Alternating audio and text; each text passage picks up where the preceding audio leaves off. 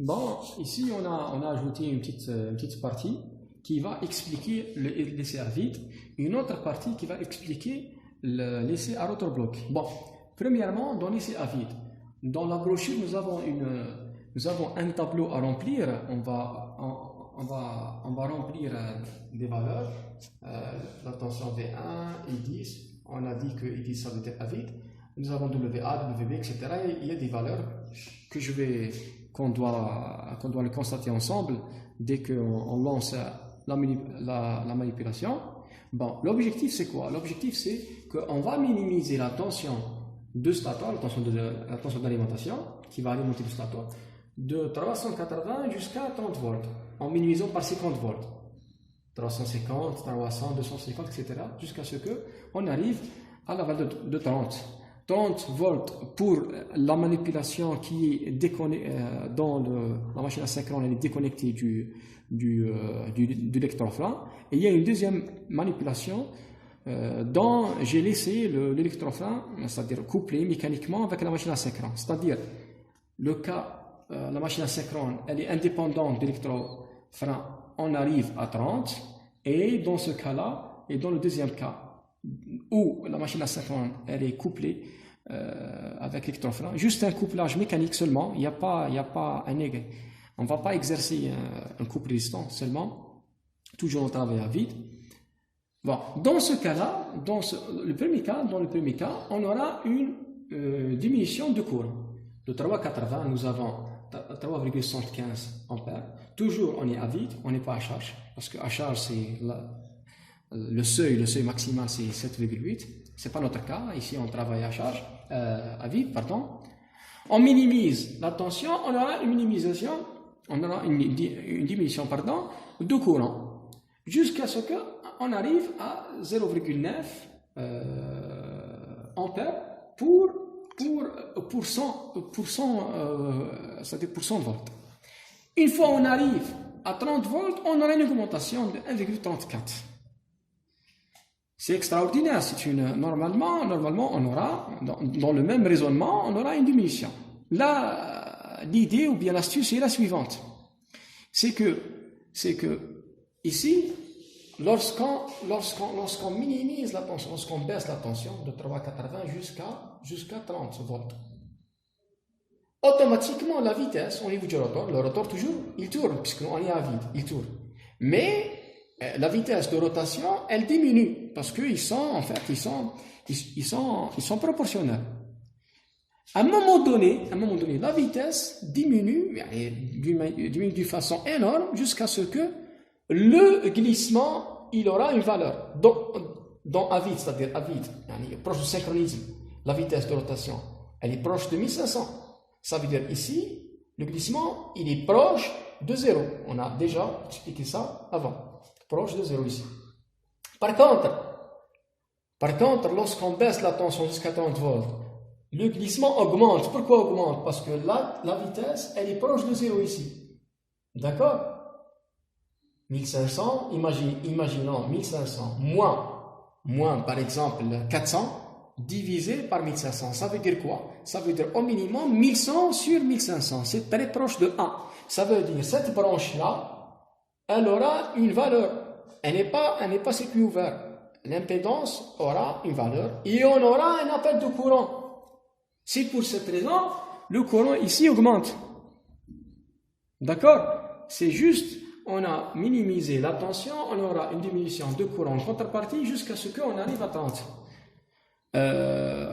30, ça veut dire, dans la partie rotor, la vitesse, elle est très basse, le glissement, il est important, et dans ce cas-là, la branche au niveau du rotor, la résistance au niveau du rotor, encore, c'est-à-dire, consomme du courant un peu plus grand, et le courant augmente d'une façon remarquable. Ici, on a mis 30 volts égale 1,34. On va voir tout ça ensemble dans la manipulation. C'est très important de retenir les équations et ce qu'on appelle les paramètres avec leur équation, c'est très important. C'est-à-dire, dans tous les cas, ils sont déjà mentionnés dans la brochure. Rapidement, on passe à la courbe qui détermine l'essai à rotor bloqué. C'est une courbe qui est V1, toujours tension du stator d'alimentation, en fonction du courant de court-circuit. C'est une droite qui passe par l'origine 0. Sachant que on ne peut pas mettre, bien sûr, à rotor bloqué, ça veut dire le rotor il est bloqué avec un dispositif mécanique. Il n'y a pas un entraînement, il n'y a pas une vitesse, il n'y a plus rien. Qu'est-ce qui va se passer? Une petite tension de 80 AC alternative, elle reçoit un courant qui est 7,5. On sait très bien que le courant nominal pour le couplage étoile, on a déjà dit ça, c'est 7,8 ampères. Ça veut dire 7,5, 7,8, c'est très proche du nominal. On ne peut pas aller au-delà de ça. ما نقدروش نطبقوا شدة التيار أكبر من 7.8 لأنه هذا خطر c'est-à-dire sur la machine électrique. Voilà. On peut déduire la droite rapidement en appliquant des valeurs et on peut déduire le courant IC. Le courant ICC, on peut le calculer via une tangente, comme ça, via une tangente. Tangente, ça veut dire cette partie-là sur ça, ça veut dire ça sur ça. Et 3,80 sur 80 multiplié par 7,5. On aura un courant de court-circuit qui est proche de 35 ampères. Ce courant-là de court-circuit, il nous aide encore à identifier, c'est-à-dire notre disjoncteur afin de protéger notre machine. Généralement, le disjoncteur, c'est 7 à 8 fois le courant nominal, c'est à peu près 35 ampères. Encore une information assez importante, le temps de démarrage d'une machine dépend de sa taille. C'est normal, une machine énorme, elle dépend du moment d'inertie, un moment d'inertie élevé. Une machine ou bien une turbine, etc., de 1,2 MW, elle prend 5 minutes à peu près pour avoir un démarrage, c'est-à-dire jusqu'à la vitesse nominale. Ce n'est pas le cas dans le laboratoire, des machines de 3 à 1 kg à 4 kg, maximum quelques secondes, on aura le démarrage. Ensemble, on va faire la partie pratique rapidement. Bon, qu'est-ce qu'on va faire? Ici, on va faire alimenter le stator. Toujours, on fait alimenter le stator. Toujours, on vérifie que le potentiomètre est à 0 avec ce bouton rouge. Bon, rapidement, j'ai ajouté juste ce qu'on appelle une pince de courant afin de capter un courant c'est-à-dire du stator, en fait, de la source, c'est le stator, c'est le même, pour encore voir juste la fréquence du courant statorique. La fréquence du courant statorique, généralement, c'est la fréquence du réseau. Et comme nous, on travaille avec un réseau algérien de 50 Hz, on doit voir une période de 0,02. Pourquoi 0,02 secondes? Parce que 1 sur 50 Hz, c'est 0,02 secondes. On va identifier ça ensemble.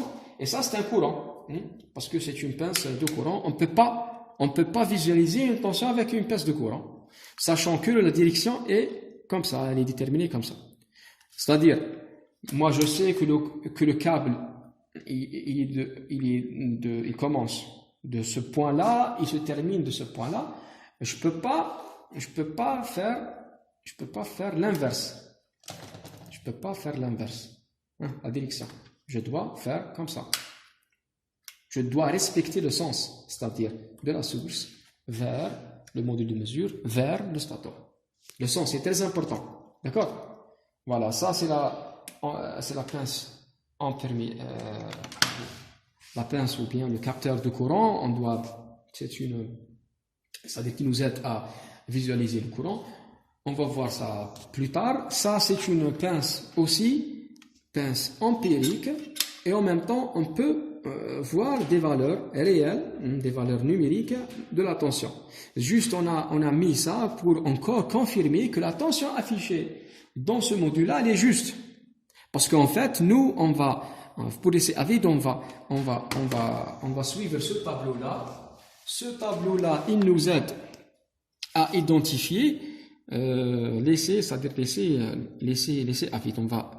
On va faire varier la tension 380 et on doit avoir des valeurs qui sont très précises afin de voir le phénomène dont je vous ai déjà expliqué. Dès qu'on arrive à 30 volts, pour ce cas-là, pour le moteur, on a éliminé l'électrofrein. Hein, on a éliminé l'électrofrein. Maintenant, il tourne 100% à vide.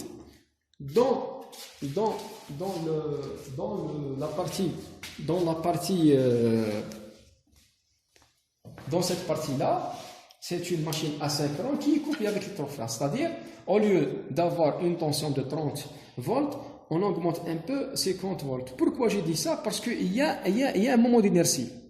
C'est-à-dire, même s'il n'y a pas un couple résistant, mais il y a une résistance quand même. Il y a une résistance quand même qui bloque. C'est pour cette raison, là-bas c'est 30 volts et ici c'est 50 volts. Voilà l'explication logique par rapport à cette information.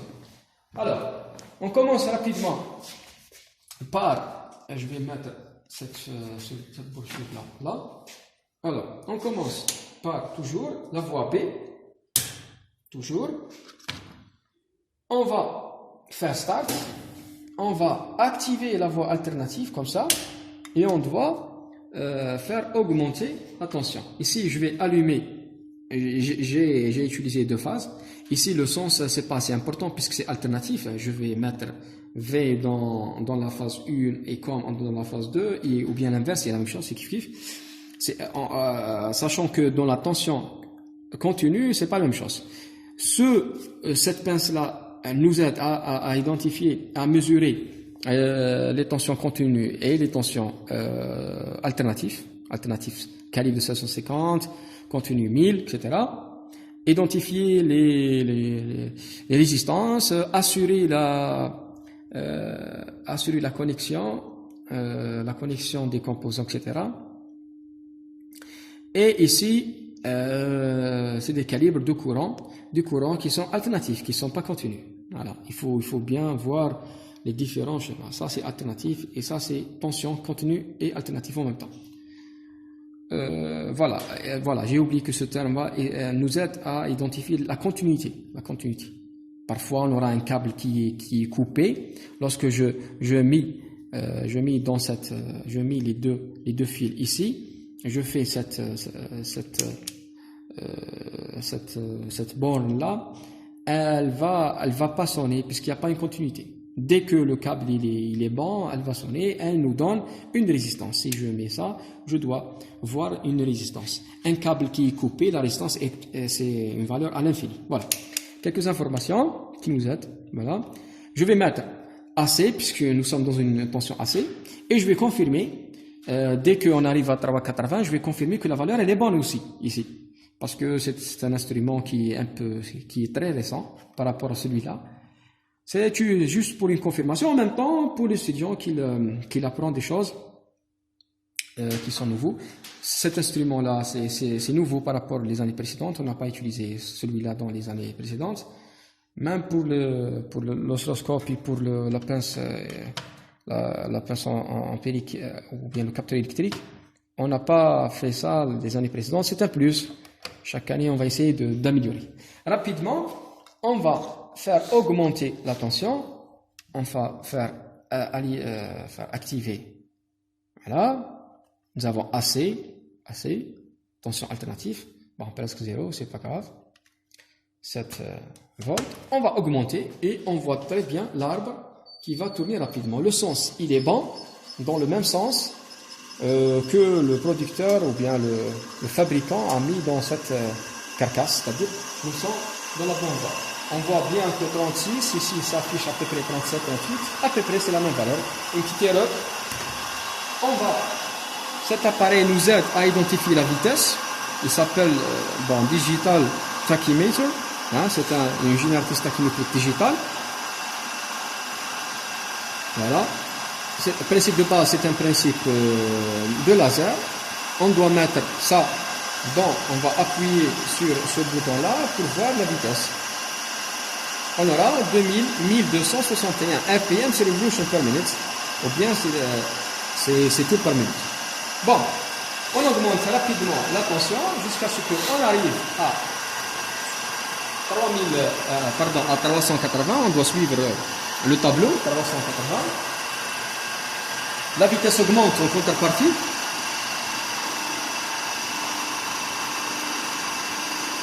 Voilà.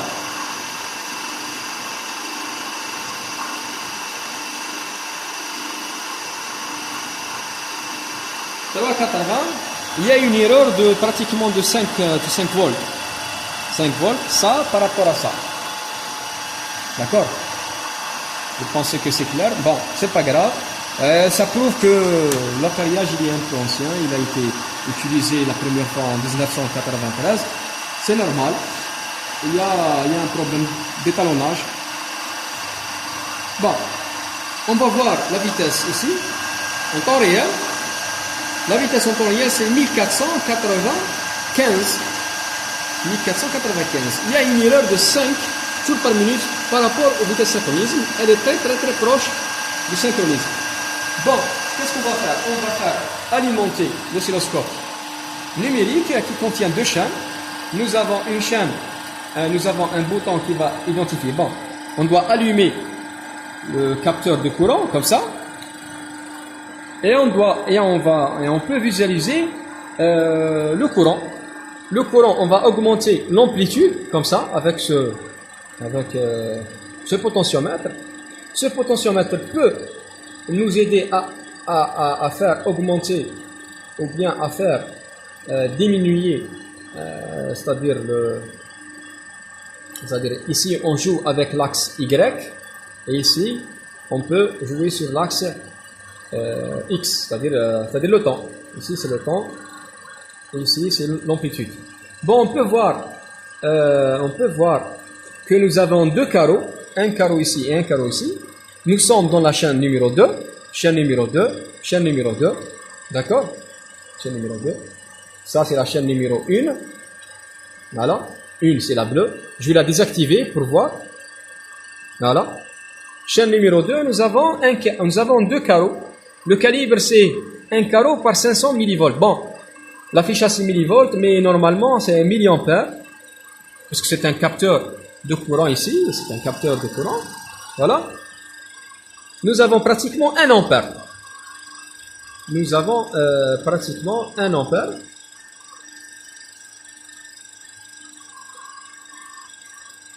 Et la fréquence, c'est 5 millisecondes. La fréquence, bon, là c'est le calibre de temps. Qu'est-ce qu'on va faire? On va faire varier, attention, varier juste l'amplitude. Vous voyez que la forme, elle n'est pas bonne du tout. Il y a des harmoniques parce que la source elle est un peu polluée vu les charges non linéaires, etc. Si on va mesurer le THT, il ne sera pas bon du tout parce qu'on voit très bien que le signal n'est pas sinusoïdal, sachant que nous sommes dans la source, c'est-à-dire normalement le signal doit être sinusoïdal. Bon, si par exemple on change les 2 chaînes, deuxième chaîne, voilà, la même chose pratiquement. On va éliminer chaîne numéro 2 et on garde seulement la chaîne numéro 1. Voilà, on voit très bien que ça c'est une période, ça c'est une seule période. Une seule période, ça veut dire nous avons pratiquement 12 carreaux. Si on commence par ici, on va terminer par là. Nous avons pratiquement 1, 2, 3, 4, 5, 6, 7, 8, 9, 10. 10 carreaux. 10 carreaux multipliés par le calibre, la base de temps c'est 2 millisecondes. On aura pratiquement 20 millisecondes. 20 millisecondes, c'est le rapport de 1 sur 50. C'est 0,02. Ça prouve réellement que la fréquence est 50 Hz. 1 sur 50, c'est 0,02. 0,02, c'est 10 carreaux multipliés par 2. 10 carreaux multipliés par 2, c'est 20 milli. 20 milli, c'est 0,02. Voilà. Ça, c'est juste le principe de base. On peut voir le courant, visualiser le courant du rotor comme ça. Ça, c'est le rotor, court-circuité. On peut choisir la voie 1 ou 2 ou 3, les phases d'ombre que je veux. On voit très bien que la forme, elle est complètement non sinusoïdale. Elle est un peu... Pourquoi? Parce que le rotor est court-circuité. On n'a pas fait alimenter un rotor. Il est court-circuité, c'est pour cette raison. L'objectif, c'est pas de voir de bonne qualité d'énergie au niveau du rotor, mais plutôt de produire un couple qui va faire tourner le rotor. C'est ça l'objectif. L'objectif, c'est pas avoir une bonne qualité au niveau du rotor. Voilà. On va faire changer le capteur du rotor vers le stator. Le stator, on peut le mettre par exemple ici, la bobine U1, toujours le sens de là vers là. Je fais activer et je dois un peu minimiser l'amplitude pour qu'on puisse voir. Voilà, elle est un peu endommagée, malheureusement. Toujours, nous sommes 10 carreaux multipliés par 2 est égal 20 milli. 20 milli, c'est complexe. Voilà. Rapidement, qu'est-ce qu'on va faire?